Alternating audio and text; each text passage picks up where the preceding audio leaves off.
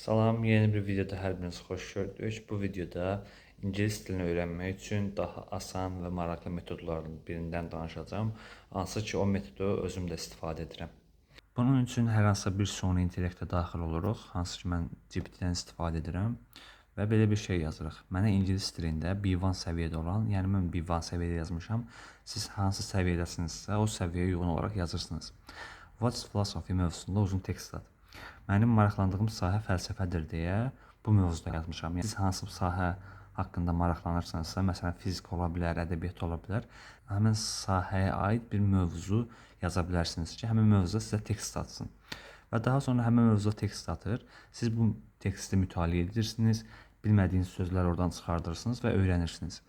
Və beləcə həm söz öyrənmiş olursunuz, həm də həmin mövzu barəsində bilicinizi genişləndirmiş olursunuz. Daha sonra isə belə yazırıq. Yəni bu mətni mütaliə etdikdən sonra, sözləri öyrəndikdən sonra bu səviyyədə dinləmə etmək üçün YouTube videosu tələb edirsiniz. Və o sizə link atacaq. Hansı ki, mən yazmışam və mənə də link atıb, daxil oluram linkə.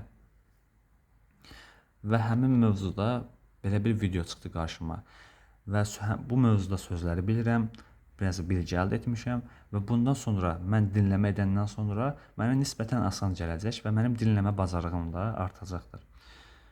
Və beləcə həm oxu bacarığınızı, həm dinləmə bacarığınızı, həm də həmin mövzuda, həmin sahədə, yəni məsələn fəlsəfə sahəsində bilicinizi genişləndirmiş olursunuz. Və əgər speaking, yəni danışıq bacarığınızı da artırmaq istəyirsinizsə, ona da bir yoldaş tapın, mən öyrədəsi deyiləm. Ümidvaram ki, bu video sizlər üçün faydalı olmuşdur. Əgər belə videoların davamının gəlməsini istəyirsinizsə, məni takip etməyi unutmayın.